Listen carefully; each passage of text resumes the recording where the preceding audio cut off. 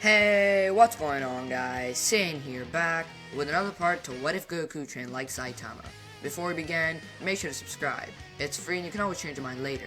We're so close to 900 subscribers, so let's try and hit that by the end of the month. Also, go follow my Instagram for behind the scenes stuff and other thumbnail releases. Click the link in the description to watch the previous parts if you haven't already. But with that, let's get into the recap. In the last part, the Z Fighters took on Frieza. Their elaborate plan nearly worked, but Frieza was able to use his full power form, and that resulted in Gohan's death. Goku became a Super Saiyan, but without his Zenkai, he wasn't above Frieza. Raditz and Vegeta followed in becoming Super Saiyans, and they were able to kill Frieza. Although King Cold is left to his devices for now. Let's pick up right there. So, with Goku not going to Yardrat, he never learns instant transmission, which does hinder him. While that is a downside, the upside to all this is that there are 3 Super Saiyans. While it does take Goku, Vegeta, and Raditz a while to access the transformation at will, they do manage to, with Goku being the first, followed by Raditz, and then Vegeta. Nappa feels a little left out, but eventually he starts working towards it too. And while he hasn't learned it yet, he is pretty close to getting the transformation. Gohan was revived, but he's staying on King Kai's planet. There, he's easily able to withstand the gravity, since he did train in the gravity room, where he was taken to above 100 times. But King Kai has some pretty neat techniques for Gohan to learn. While Gohan doesn't know Super Saiyan, he realizes he won't be getting it anytime soon. So he learns the Kaioken and the Spirit Bomb. It does take some time for Gohan to use the Kaioken, even to ×2, as his body isn't able to handle the strain, but being extremely powerful helps his body acclimate to it. Slowly but surely, he ends up being able to take it to higher levels, even reaching ×5. He also learns the Spirit Bomb, which is just a good above planet busting technique to have if an opponent is too strong for him to take down with his sheer power. So, with learning this, he heads back to Earth, where he's met by some unpleasant news. As he arrives, he meets Goku in his deathbed, moments away from dying. Standing beside him, Goku tells Gohan never to stop training, as he fears the worst for this planet. Something is coming. Gohan cries as his father dies in front of his eyes, him not being able to do anything. He takes his father's last words to heart, and he trains with his uncle Raditz daily.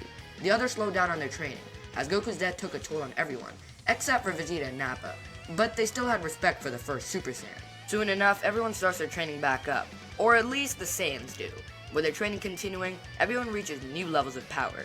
Gohan doing the most training gets the strongest. Him training with Raditz also makes Raditz a lot stronger. Before the short gap of peace ends, let's discuss power levels. Raditz is the strongest, having trained with Gohan for all this time. Then Vegeta, followed by Gohan and then Nappa. The other Z fighters follow close behind, but like usual, they are pretty much all left in the dust, except for Piccolo, who occasionally trains on the lookout. But one day, the city is attacked, and it's Android 17 and 18 who attack Jinder Town, not Jiro and 19, because it's the future timeline. The Z fighters go to confront them, with everyone including Goku being much stronger. Jiro's androids were far stronger as well, but the future only has slight changes as the androids still massacre mostly everybody. They kill all the Earth fighters, including Piccolo. Vegeta only lasts so long, but Raditz, Gohan, and Nappa survive. Gohan turned into a Super Saiyan after witnessing all of this, and he was able to help Raditz and Nappa escape. Following this, the androids lay waste to all the cities like usual, and the 3 remaining Saiyans train up. Soon, Trunks is even born, but he doesn't contribute much to the training as he's still a baby. Currently, Raditz and Gohan, while having Super Saiyan, are not strong enough to take down the androids. Maybe if Nappa were to unlock it, they would stand a chance. And after months, even years of training, fighting back, more training, losing, and trying even harder, he eventually does. But at this point, everyone is tired out. They might be at their strongest, but mentally at their lowest. Bulma started work on the time machine as a failsafe, and will be ready to launch off any day. But the androids attack a huge city, where Gohan, Raditz, and Nappa visit next.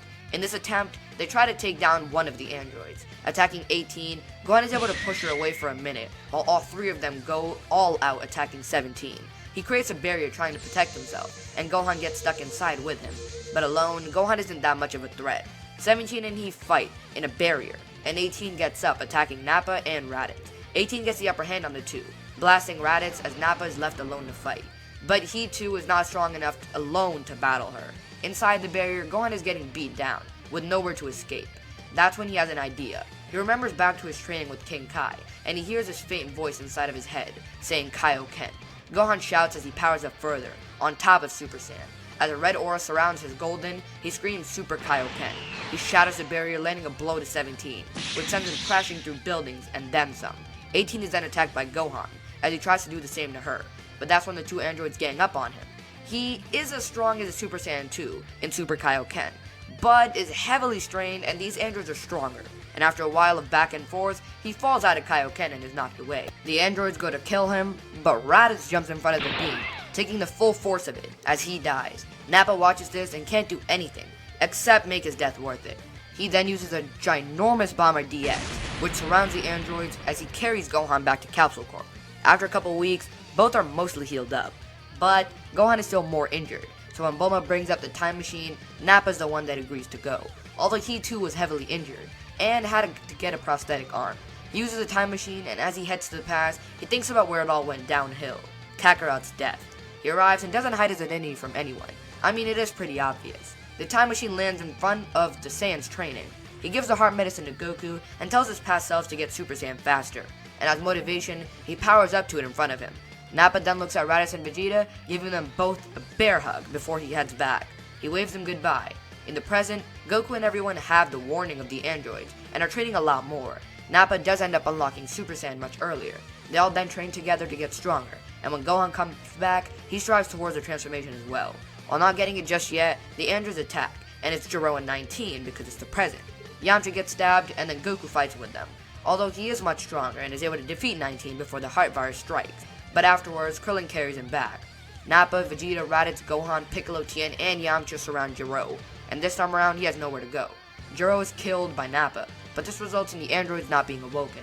Future Nappa then arrives back with future Gohan, who meets his past self, and they realize the change in events. After a while, they also realize it's not the same timeline, and their future won't change. They all start to look for Jiro's lab and find nothing. Goku recovers from the heart virus and also meets his future son.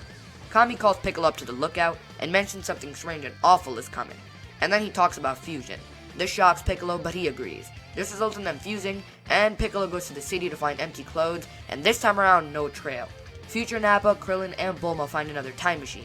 An imperfect Cell finds Jiro's lab. He goes in and absorbs himself from the past and 17 and 18 in one fell swoop. Everyone feels a huge spike in power, as they are all horrified by what they sense. Immediately, Piccolo, who is at the lookout, telepathically communicates with them, telling them to come up to the lookout now. Slowly but surely, they all go, but the huge power doesn't move. Suddenly, they hear it in their minds. Run. Run as far as you can. 10 days. I give you 10 days. Meet me in the wasteland just outside of your precious town. A tournament shall be held. They lower their power levels, to not be followed, but Cell continues. I am the perfect being, made to destroy you. Ignore my impressions. Now go. As he exits their mind, they all arrive on the lookout. Piccolo and Goku had the same idea to go into the time chamber. First up, Vegeta, who goes in with future Nappa and present Nappa. Before you guys go to the comments about there can only be 2 people at a time, that's not true. There's only enough food and water for 2 people, but with Bulma, that's not a problem. While training in there, they all unlock grade 2 Super Saiyan and then grade 3. While knowing there's something above, they can't get to it, and then they leave that to the next group. But Vegeta is thinking of something else, and it has to do with his tail. Although his time in the time chamber is up. Maybe later. Next up, future Gohan and present Gohan. Originally, Goku wanted to go in with either Gohan, but future Gohan intervened, saying he wants to go in with his past self. Maybe teach him a thing or two. From their perspective, it is the best person to go in, to train with. As the two go in, from what future Nappa told them, they both unlock all grades of Super Saiyan, including grade 4. But future Gohan brings up why he wanted to come with present Gohan, the Kaioken. He remembered using it in the future, and to give him an advantage over the androids. Maybe present Gohan can learn it, and with this power they could stop Cell. The Gons experiment with this, and they start to use Super Kaioken. At the start, they can only take it to ×2, but heavy strain is the main problem. After training with it, they don't increase from ×2, but minimize the strain while using it. Lastly, we have Goku, who goes in with Raditz, and both unlock grade 4. Raditz also has the same idea as Vegeta, the one that revolves around the tail, but his time also ends. They still have 7 days left, so Piccolo goes in a lot to train.